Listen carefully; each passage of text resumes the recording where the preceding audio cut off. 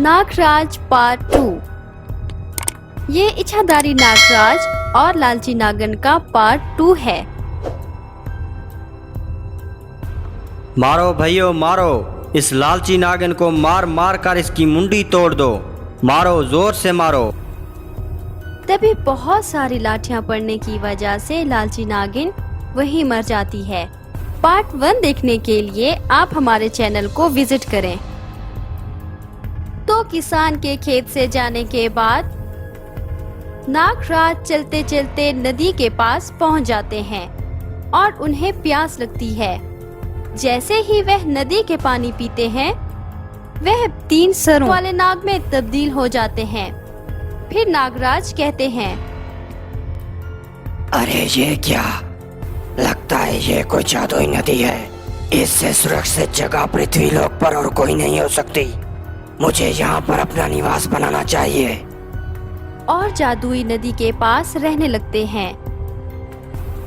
दूसरी तरफ वह लालची नागिन भी भागते भागते नदी के पास पहुंच जाती है और कहती है, अब ये नदी बीच में कहां से आ गई, इसे कैसे पार करूं?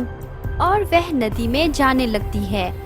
फिर जैसे ही नदी में जाती है, वह भी 3 सर वाले नागिन में तब्दील हो जाती है और कहती है, अब तो मेरी शक्तियाँ और बढ़ गईं। अब मुझे नागमणि लेने से कोई नहीं रोक सकता।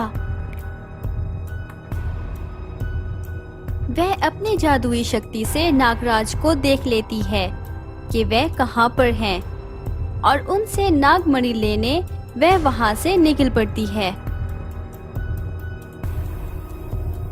फिर एक दिन एक गरीब किसान नदी के पास आता है और कहता है, ऐ नदी की देवी, इतनी महंगाई होने की वजह से और कहीं पर नौकरी ना मिलने के कारण अब मैं अपने परिवार का पालन पोषण नहीं कर सकता। बहुत परेशान और दुखी हूँ। कृपया करके मेरे शरीर को स्वीकार करें। ऐसा कहकर वह नदी में कूदने लगता है। तभी नागराज बाहर आ जाते हैं। रुको, तुम अपने प्राणों का त्याग क्यों करना चाहते हो? किसान कहता है, हे नागराज, अब मैं अपने परिवार का पालन पोषण करने के लायक नहीं रहा। मेरे ऊपर बहुत सारा कर्ज भी है, इसलिए मैं मरना चाहता हूँ। नागराज कहते हैं, क्या तुम्हें पता है, तुम्हारे मरने के बाद तुम्हारे परिवार और तुम्हारे बच्चों का क्या होगा? वो तो जीते जी मर जाएंगे। किसान कहता है, हे नागराज, अब मैं क्या करूं? तभी नागराज उसे सोने के सिक्के देते हैं। किसान सोने के सिक्के पाकर खुश हो जाता है और अपने गांव वापस चला जाता है।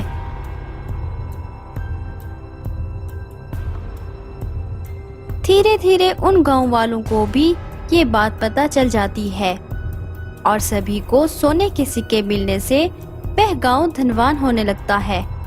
सभी नागराज से कहते हैं, आए नागराज, ये सब आप ही की तो कृपा है।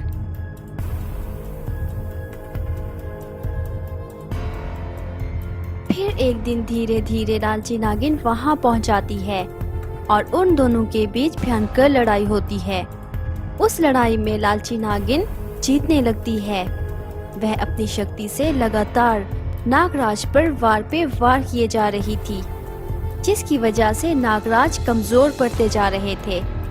बहुत ज्यादा शक्तियों के वार को न सहने के कारण वह अब नागमणि को नहीं संभालने पाए और नागमणि उनके सर से निकलकर जमीन पर गिर जाती है। अरे सुनो गांव वालों, हमारे नागराज पर किसी दुष्ट नागिन ने हमला किया है और वो उन्हें मारना चाहती है। हमें नागराज की मदद करनी चाहिए। अरे नहीं नहीं, हम नहीं जाएंगे, कहीं वो हमें भी ना मार डाले। अरे मूर्ख, तुम तो पहले ही मरे हुए थे। नागराज की वजह से आज तुम इस लायक हो पाए हो कि तुम अपने परिवार का पालन पोषण कर सको। तुम्हें उनके एहसान का बदला चुकाना चाहिए। हाँ भाई हाँ, ये सही कह रहा है। हमें नागराज की मदद करनी चाहिए। चलो चलो, आज इस नागिन को सबक सिखा ही देते हैं। ऐसा कहकर गांव वाले लाठियां उठा लेते हैं और नागिन को मारने के लिए निकल पड़ते हैं। नदी के पास पहुंचने पर वह सभी देखते हैं कि नागराज बेहोश पड़े हैं और वह लालची नागिन उनकी नागमणि लेने के लिए आगे बढ़ रही है। तभी वह सभी भागे भागे जाते हैं और लाठियों से नागिन पर अचानक वार करने लगते हैं। मारो भैयो मारो, इस लालची नागिन को मार मार कर इसकी मुंडी तोड़ दो। मारो, जोर से मारो। इतनी सारी लाठियों के प्रहार से लालची नागिन को समझ नहीं आती कि वह क्या करे। वह शक्तियां छोड़ती है, लेकिन वह सब शक्तियां इधर उधर व्यक्त हो जाती हैं। तभी बहुत सारी लाठियां पड़ने की वजह से लालची नागिन वहीं मर जाती है।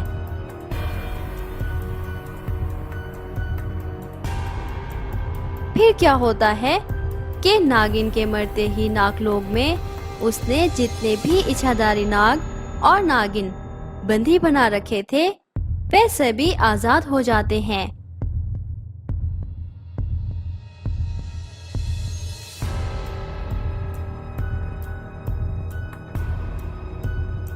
तभी नागराज को होश आ जाता है। वह देखते हैं कि लालची नागिन मर चुकी है और उनकी नागमणि भी सुरक्षित है। वह नागमणि को उठाते हैं और गांव वालों से कहते हैं, आप लोगों का बहुत बहुत धन्यवाद। आप लोगों ने मेरी जान ही नहीं बल्कि पूरे नागलोक की जान बचाई है। आप लोगों को भविष्य में किसी भी चीज की जरूरत हो तो मुझे याद करना, आपकी हर मुसीबत दूर हो जाएगी।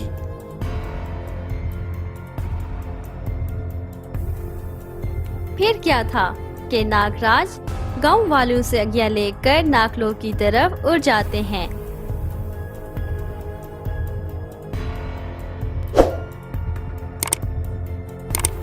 इस तरह से नागराज ने न सिर्फ नागलोक को ही बचाया बल्कि धरती लोक में गांव वालों की मदद भी की।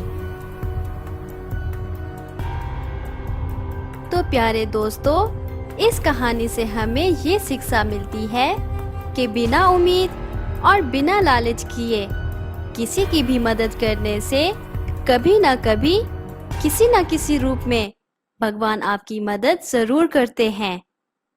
ऐसी ही और मजेदार कहानियां देखने के लिए आप हमारे चैनल को जरूर सब्सक्राइब करें। वीडियो पूरी देखने के लिए आपका बहुत बहुत धन्यवाद।